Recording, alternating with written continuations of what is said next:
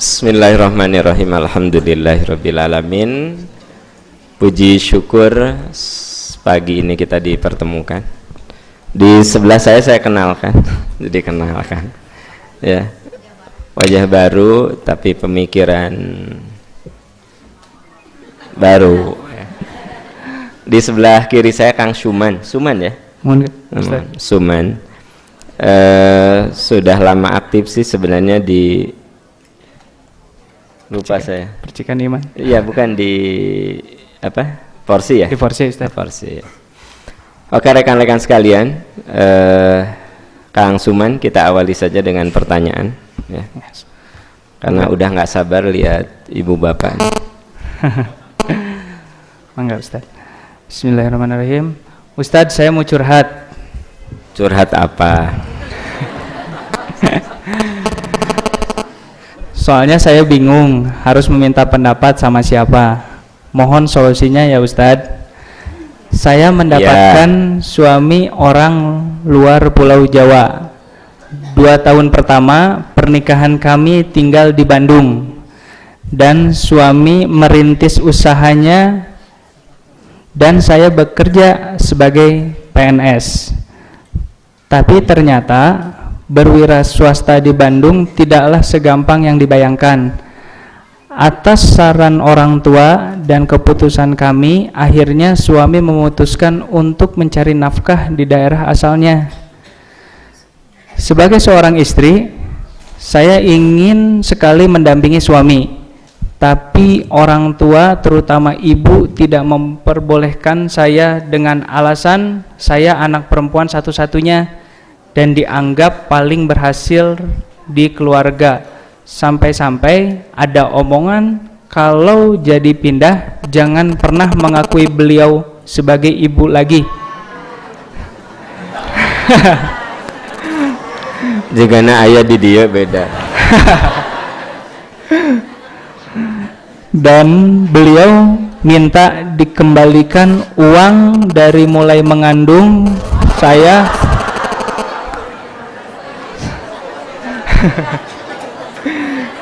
sampai saya bisa seperti sekarang. Beliau juga menyesal telah merestui saya menikah dengan orang jauh. Saya sedih sekali Ustadz, apalagi suami sekarang sudah mulai tidak respect dengan ibu saya, sampai akhirnya dia merasa malas untuk ke Bandung kalau bukan urusan bisnis. Pertanyaannya, saya harus bagaimana Ustadz? Saya bingung mana yang harus saya ikuti, suami atau ibu. Saya ingin ikut suami juga dengan pertimbangan akan lebih enak mendidik anak kami bersama-sama daripada saya mendidiknya sendiri walaupun masih bisa berhubungan lewat telepon. Oke, itu persoalan yang bagi seorang perempuan sangat dilematis. Itu contoh kasus di mana peran perempuan sebagai ibu peran perempuan sebagai anak yang dalam waktu bersamaan juga berperan sebagai istri itu kadang mengalami dilema. Ya, mungkin ini contohnya bukan contoh, ini kasusnya ekstrim. Sampai orang tuanya minta dikembalikan seluruh biaya persalinan, pendidikan, perawatan. Ya, itu ekstrim sekali. Tetapi menurut saya, ibunya bicara begitu bukan memang si ibu itu benar-benar pengen kembali, tetapi saking apa Bu? Oh iya, dengar kata ibu, saking tidak mau pisah dengan anak. Semua kata-kata kalian salah.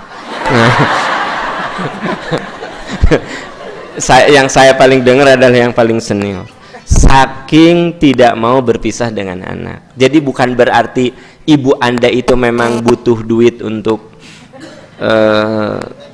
penggantian, enggak. Tapi saking nggak mau itu anak perempuan satu-satunya jauh atau lepas dari genggamannya hanya karena mengikuti suami, ya gitu. Jadi Anda jangan berpikir bahwa seolah-olah ibu itu menihitungan, jangan. Saya perlu luruskan itu dulu gitu loh. Karena setan akan meniupkan bisikan buruk kepada Anda, tuh ibu kamu teh kurang ajar, maknya kudu. Nah itu biasanya gitu. Makanya itu bisikan setan, saya kasih bisikan malaikat. Saya katakan bahwa kalau ada seorang ibu berkata begitu, sesungguhnya bahasa cinta dia, tetapi mungkin diucapkan dalam konteks yang kurang tepat. Tapi intinya nggak mau jauh, nggak mau pisah, ya. Apalagi di mana itu, Kang? Di luar kota, di Pulau Jawa, Ustaz. Di sininya nggak disebut. Nggak disebut. Sebut saja dari Kalimantan. Mana yang dari Kalimantan? Oh iya ya. Tuh, jadi kayaknya itu teh kerjanya di Kalimantan. Atau di Sulawesi ya. Selamat datang pada ibu-ibu yang di Kalimantan ya. Saya tuh pernah ya ngisi di sana ya Bu ya, di Pupuk Kaltim ya. Ya. Tapi sekarang jangan dulu musim hujan sieun kapal gitu coba dordar gelap hujan. kata orang Kaltim teh naon dordar gelap. Jembatan, Ustaz. Ya. Jadi satu itu, bahwa kita sebagai anak tetap harus berpikir lebih jernih. Itu bukan karena ibu kita hitungan ingin minta mengembalikan, tapi ibu kita itu saking sayang sama kita. Tolong itu jadi paradigma berpikir yang pertama. Yang kedua, saya bisa memahami posisi Anda yang sangat rumit dan dilematis. Namun saran saya yang pertama adalah tolong bicara baik-baik, pelan-pelan ya. Kalau ibu Anda masih begitu bersih tegang, begitu ngotot ya, tugas Anda adalah memberikan pemahaman pada suami. Jadi gini, kalau hidup mah kan gini, kalau si ini masih susah kalau si ibu masih susah dikasih pengertian, maka tugas kita ngasih pengertian ke suami ya. Ya kan? Siapa tahu suami mah lebih mengerti. Kata suami Anda teh, nggak apa-apalah, mamah kamu kan sudah usia 70 tahun. Sabar aja, jika nama nggak mungkin 10 tahun lagi.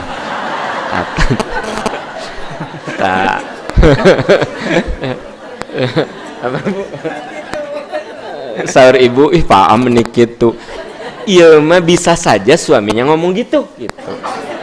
Nah, jadi artinya Anda harus menjadi seorang negosiator yang ulung. Jadi dalam hidup ini ada saat memang kita harus jadi negosiator, ya. Pada saat ibu kita begini, ya, suami kita begini. Nah, kita pertimbangkan siapa yang perlu diberi pencerahan. Oh, peluang untuk lebih menerima pencerahan itu adalah suami, ya ke suami. Peluang untuk bisa berubah lebih besar itu ngomong kepada ibu, ya kepada ibu, gitu. Nah, sekarang Anda tinggal pandai-pandai berbicara. Ini yang perlu diberi pengertian siapa. Kalau menurut Anda, wah si mama mau udah harga mati pokoknya, wah sudah nggak bisa diajak ngomong, tiap ngomong itu langsung emosi, langsung marah, langsung ngomong yang enggak gitu kan, yang bikin murka gitu. Nah berarti Anda pikir coba ke suami. Kalau suami masih ya udah nggak apa-apalah, hanya mungkin butuh waktu kata suami teh ya. Nah berarti Anda masih beruntung bisa bicara kepada suami. Dan tentu saja ada ayat yang mengatakan di surat Ali Imran ayat terakhir, ya ayyuhalladzina amanusbiru wasobiru warobitu. 3 kata, isbiru sabar, wasobiru tingkatkan kesabaranmu, warobitu waspada. Nah sekarang tugas Anda sabar, tingkatkan kesabaran, waspada. Karena kalau menurut saya Anda ngotot berangkat dan pergi atau meninggalkan ibu dengan alasan saya sebagai istri wajib menyertai suami, tapi juga Anda juga tidak boleh lupa jasa ibu juga tak terhingga kepada Anda. Tapi kalau misalnya Anda sampai benar-benar meninggalkan suami, ikut dengan ibu, juga ada yang harus dipikirkan bagaimana dengan anak-anak gitu ya. Itu memang bukan hal yang mudah. Berikhtiar, bersabar, dan jangan lupa berdoa. Sebab kalau Allah sudah membukakan hati seseorang, kadang apapun yang menurut kita nggak mungkin jadi bisa. Orang tua Anda mengatakan, pokoknya kalau kamu ikut sama suamimu, udah jangan ngaku lagi aku sebagai ibumu dan kembalikan seluruh. Ya. Nah, lama-lama mah ujuk-ujuk dia teh, Neng, mamah teh salah. Sebenarnya sesayang-sayangnya mamah, ari kamu sudah punya suami mah tetap kamu harus ikut suami. Sok mamah didoakeun mudah-mudahan kamu. Sampai ibu terheran-heran, kok orang tua bisa begitu. Tapi kalau Allah sudah menggerakkan hati seseorang, itu tidak ada yang tidak mungkin. Ya, kan yang jadi suami ibu sekarang tuh orang yang paling ibu benci dulu. Bener nggak? Ada di antara Anda yang jadi suaminya sekarang itu, waktu kuliah teh meninggali jelema eta ti geuleuh hayang ongkek. Mun disebut namanya langsung gitu. Iya. Kalau disebut namanya teh gitu. Ya. Lagi makan aja disebut nama dia langsung nggak selera. Kunaon kamu jadi nggak selera? Kamu sih nyebut nama jelema eta. Ya. Tapi ya Allah, sekarang Anda sayangnya kepada dia sampai terlambat dikit juga, ayah di mana? Cepat pulang mama khawatir gitu. Padahal Anda dulu ketika kuliah kepada orang itu, nauzubillah, ya. Mendingan disebut bangke daripada nama orang itu. Kalau disebut keur makan ya, di ditu aya bangke anjing meni bau teh kalem we Anda teh. Tapi begitu disebut nama orang itu, langsung berhenti Anda teh. Gitu. Kenapa? Nama itu kamu sebut. Itu yang bikin aku muntah, tahu nggak? Nah, tapi sekarang kenapa? Itu dahsyatnya kekuatan doa. Jadi sekarang mah rumusnya sabar, tingkatkan kesabaran, waspada, evaluasi siapa yang kira-kira oleh Anda masih bisa diberi pengertian, ya. Di antara dua itu mana yang lebih bisa diberi pengertian? Sering-seringlah berdoa kepada Allah, karena ketika Allah membukakan hati seseorang, tak ada sesuatu yang tidak bisa. Nggak ada. Pokoknya mah jangan aja istilah nggak mungkin. Dengar ya, kalau Allah mengatakan kun fayakun, apa yang tidak mungkin jadi mungkin, apa yang tidak bisa menjadi bisa, gitu. Ada orang yang kalau udah usia 40 itu hafalannya lemah. Udah lemah, lemot, leles. Nah, jadi sing sarupaning lelemahan aya. Orang kalau hafalan mah secara biologis, secara ilmu biologi, hafalan tuh kuatnya di belasan tahun. Makanya kalau yang tahfidz Quran itu rata-rata belasan dah hafal, 30 juz. Usia 40 eta ngapalkeun watini ketuker aja dengan wal asri. Ngapalin wal asri ketuker dengan watini. Ngapalin kul a'udzu birabbinas masuk ke kul a'udzu birabbil falaq. Ya. Wa min syarril waswasil khannas wa min syarri hasidin idza hasad. Gitu. Pokoknya parah ya. Gitu.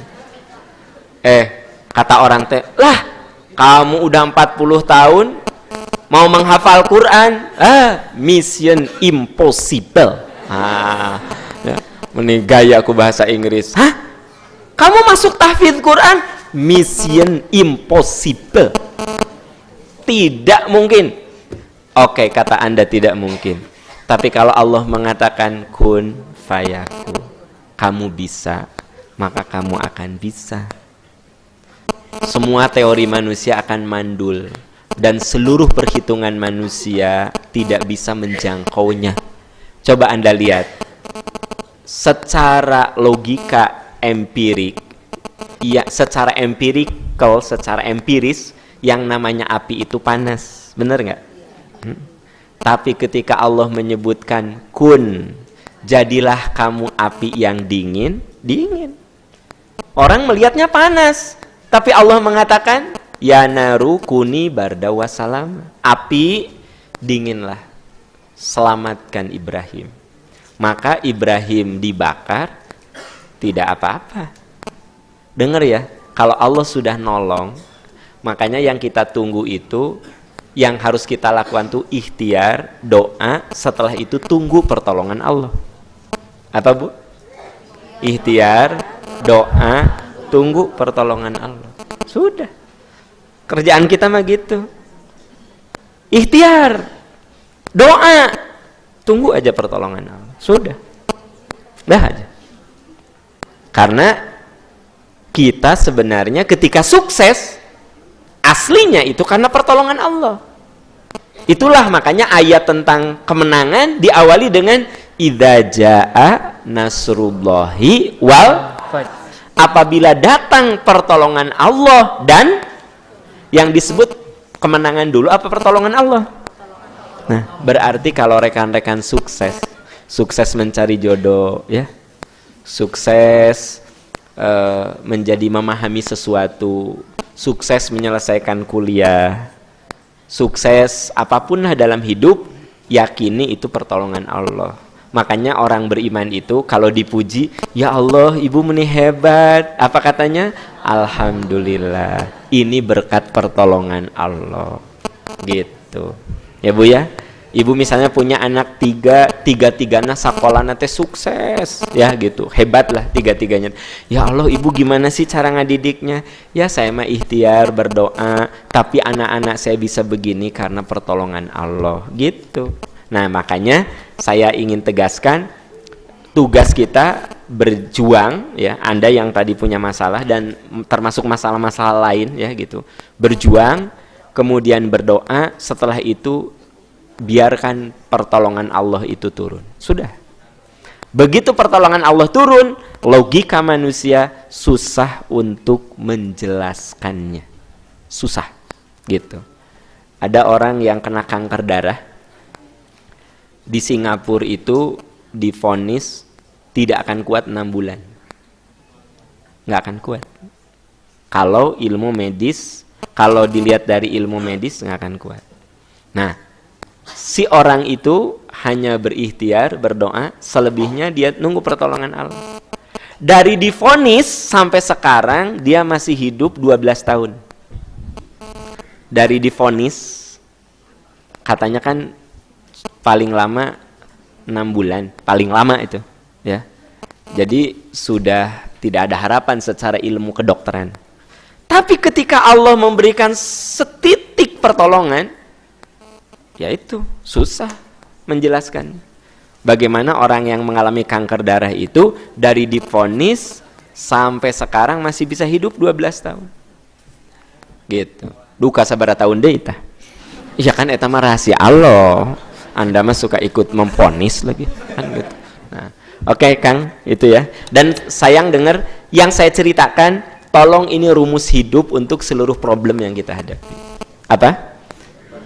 Ya, jadikan sebagai rumus hidup untuk seluruh problem yang kita hadapi. Kita mah hanya menunggu pertolongan Allah setelah kita ikhtiar dan doa. Nanti kalau Allah udah nolong, logika kita akan susah menjelaskannya. Dah aja gitu. Ya. Ya kan? Alhamdulillah. Ini menyangkut tahun baru Islam, Ustadz, ada pertanyaan.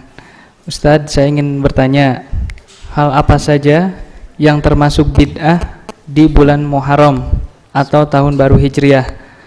Apa benar membaca doa awal atau akhir tahun baru itu bid'ah? Saya pernah membaca di beberapa blog dan situs internet, serta hal-hal apa sajakah yang diutamakan sunnah di bulan Muharram? Mohon penjelasannya Ustadz. Oke. Pertama, sesungguhnya tidak ada doa khusus menjelang doa awal Muharram. Kenapa? Karena penanggalan hijrah baru ditetapkan pada zaman Umar bin Khattab.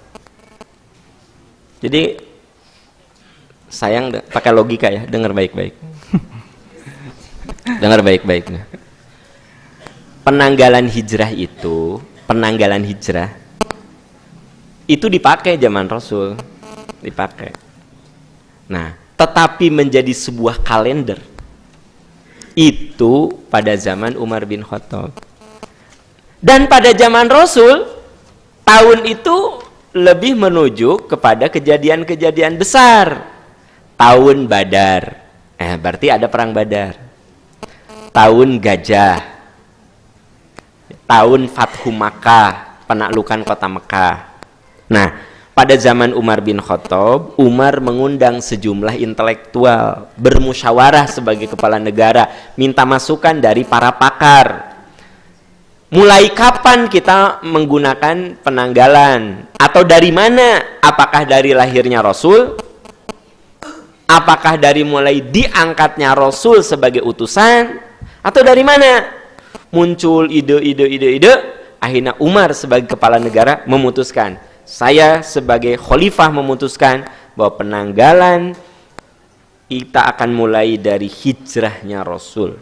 Karena itu awal kebangkitan dan kemenangan umat Islam. Jadi Umar memutuskan bukan kelahiran Rasul, bukan wafatnya Rasul, tapi otomatis ini awal tahun baru hijrah itu Muharram pada zaman Umar. Jadi seluruh doa awal tahun hijrah pasti doif. Hijrahna wong belakangan kok doanya duluan kumaha. Bisa dipahami maksud saya nanti kumaha. Saricing gitu. Gini. Ya, dengar. Hadis itu ada yang sahih, ada yang doif. Untuk menganalisis hadis itu sahih doif, yang rumit pertama adalah dengan meneliti sanad. Itu rumit. Tapi bisa juga yang paling mudah untuk tahap awal menggunakan logika ilmiah. Contoh yang barusan, saya belum mengemukakan riwayat, baru logika aja dulu. Kan awal hijrah, kan penanggalan hijrah itu ditentukan pada zaman Umar bin Khattab. Berarti Rasul sudah wafat belum? Sudah. Kabayang teu mah nya ti kuburan Rasul ngirimkeun tah doa awal tahun hijrah gitu. Kan penanggalan hijrah teh tos Rasulullah pupus. Hadirin hadirat rahimakumullah. Saatos Kangjeng Nabi Muhammad dipunut ku Allah.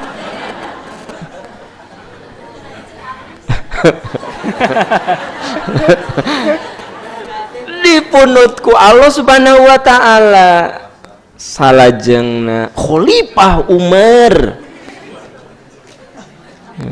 ngumpulkan sejumlah alim ulama. Nah, jadi sayang, dengar nih. Doa yang tersebar di Black BBM segala macam, itu mas sebenarnya kalaupun disebut jangan bilang doa Rasul. Ya. Doa mas sebenarnya kalau itu bagus boleh dibaca sih. Tapi jangan meyakini seolah-olah Rasul mengharuskan baca itu. Doa nangarang sorangan gak bisa.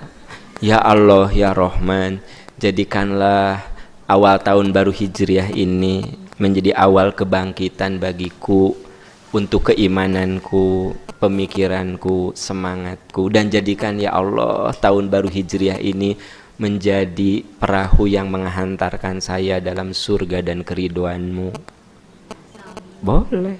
Etama hadis riwayat A'am Amiruddin. Sok saya bikin di BBM sebar weh ya, nyebar tah. Orang nyangka eta hadis Nabi, padahal hadis riwayat A'am Amiruddin. Rawahu MPI. Hadis riwayat MPI. Makanya emang kudu hati-hati. Kalau Anda mau baca doa itu nggak apa-apa, asal jangan diyakini seolah-olah jadi nabi, dari Nabi. Kewe, doa teh bagus, semua kalimat-kalimat bagus yang berisinya bermohon pada Allah boleh kok Anda baca. Semua kalimat bagus. Misalnya nih, ada orang yang gini, Pak Am, saya waktu di Arafah ingat sekali doa Pak Am sampai saya meneteskan air mata, sampai saya hafal. Doanya apa Bu? Ya Pak Am teh kan berdoa begini, ya Allah, ya Rahman, ya Rahim, aku menyadari aku belum jadi orang tua yang terbaik untuk anak-anakku. Namun ya Allah, dengan segala keterbatasan, dengan segala kekurangan aku sebagai orang tua, ya Allah, aku bermohon jadikanlah anak-anakku anak yang soleh, anak yang jadi sumber keberkahan, anak-anak yang jadi sumber kebahagiaan dunia dan akhirat. Dan jadikan ya Allah anak-anakku menjadi jariah setelah aku pulang kepadamu ya Rob. Nah si ibu eta ternyata bukan nyatet, direkam. Dan nyatet mah semal mungkin, makanya bari curi ngenulis. Ternyata ku bebe dia direkam. Nah terus gini, Pak Am saya mah ya kalau ngedoain anak tuh suka yang Pak Am baca waktu di Arafah. Terus kalau saya ngedoain orang tua juga seperti doa yang Pak Am baca di Arafah. Saya bilang, selama ibu menganggap redaksi doa saya itu bisa mewakili hati ibu, ya nggak apa-apa, asal jangan dianggap itu sabda Rasul. Ih, aku dapat doa dari Rasulullah. Nah padahal etate doa Aam keur wukuf. Saya baca tuh doa, ya Allah jadikanlah Muharram ini bla bla bla. Jangan bilang dari Nabi. Kalau memang Anda mau baca doa itu sok tenan. Kalau menurut Anda isi doa itu isinya bagus. Tapi jangan dianggap itu doa Rasul. Pokoknya mah saya ingin mengawali awal Muharram itu dengan doa, nyesok we. Ah, saya mau mengawali kegiatan hidup saya dengan doa, nyesok we. Nah, jadi kalau disebut itu doa awal Muharram, doa awal tahun hijrah, Anda perlu tahu penanggalan hijrah itu ditetapkan pada zaman Umar bin Khattab setelah Rasulullah wafat. Gitu. Itu mah mirip seperti anak lahir lebih dulu sebelum ibu bapaknya. Anak lahir sebelum. Makanya sayang gini, ya Anda pakai logika aja, logika yang saya tadi jelaskan aja. Kebayang nggak Umar bin Khattab itu jadi khalifah berapa tahun setelah Rasulullah wafat? Itu arapal kira. Kalau kating harulang lieu ka ditu lieu ka dia.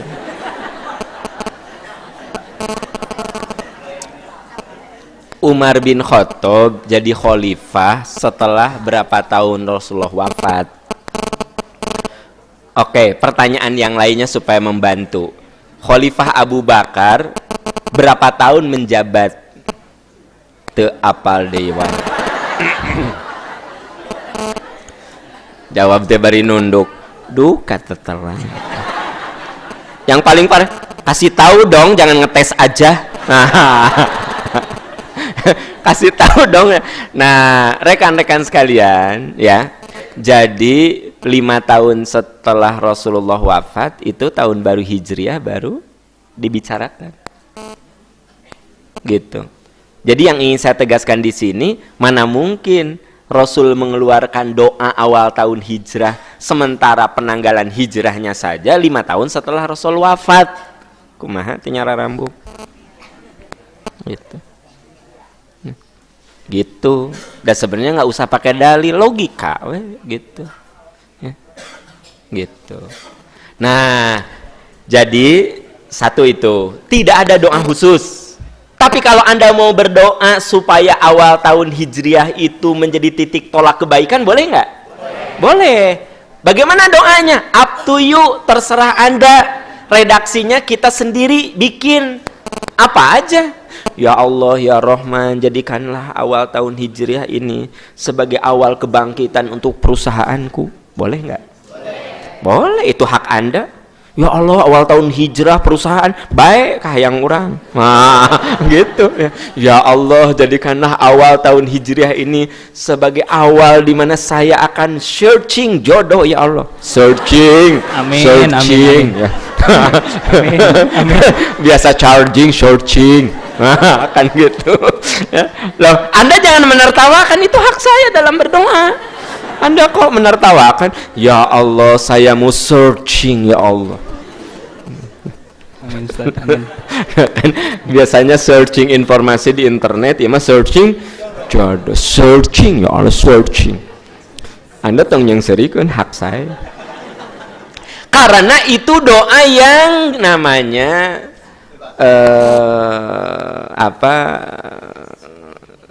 namanya itu ada istilahnya. Kalau doa yang redaksional ditentukan oleh Nabi, maksurat. Karena yang doa itu adalah goer maksurat. Kalau goer maksurat mah up to you, terserah Anda mau pakai bahasa Sunda, Jawa, ya, mau pakai bahasa Inggris dicampur ku Sunda. Oh my God, paparin abdi, anak anu saroleh, ya Allah. Paparin abdi, ya Allah, rezeki anu luas, neng kono neng kene. Itu kan variasi ya. Itu goer maksurat, boleh di awal tahun hijrah, sok bebas. Nah, doa apapun boleh. Jadi menurut saya, menurut hemat saya, memang tidak ada riwayat khusus, contoh khusus doa awal tahun hijrah. Tapi kalau Anda mau berdoa sebagai sebuah momentum, ya sok we. Gitu, silahkan, itu mau-maunya. Nah, yang harus sesuai pakem, pattern, pola, itu doa maksurat, doa sholat. Nah, itu mah nggak boleh diubah-ubah ya. Asa bosan Fatihah wae Allahu Akbar ya. Attahiyatul mubarakatus sholawatu thayyibatu lillah assalamu alaika. Pas atahiyat ar-rahmani rahim malik yaumiddin iya kana budwa kana nasta'in waladhdallin amin amin. Ya. Amin bari ke kanan ke kiri, itu sesat. Apa Bu? Bukan salah, sesat ya. Kenapa? Nabi sudah menetapkan doa sholat itu dimulai takbir, doa iftitah, fatihah, surat, ruku, sujud, tahiyat. Itu pattern, pola, pakem yang harus Anda ikut. Tapi kalau doa yang tadi awal tahun hijrah ya, doa pernikahan, kita bisa membaca barokallahu laka wa baraka alaika. Tetapi orang yang mau menikah ya, lalu mengatakan, ya Allah beri hamba kemudahan dalam pelaksanaan akad nikah, beri kelancaran, beri kesehatan ya Allah. Orang yang mau nikah eta ngadoa supaya semua bisa hadir, KUA bisa tepat waktu. Sok mun KUA mulur harusnya jam 8 datang jam 12, gelisah ya kan gitu. Ternyata salah alamat. Salah alamat gitu. Gitu. Salah ningali jadwal, pas ditegur teh, Bapak di mana? Abdi di Garut. Ya Allah, ya pernikahan tuh siap, sanes enying. Nah, bukannya besok ya.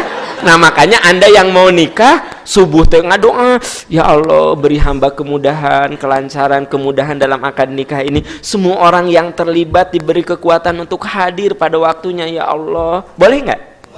Boleh. Itu maksurat, goer maksurat.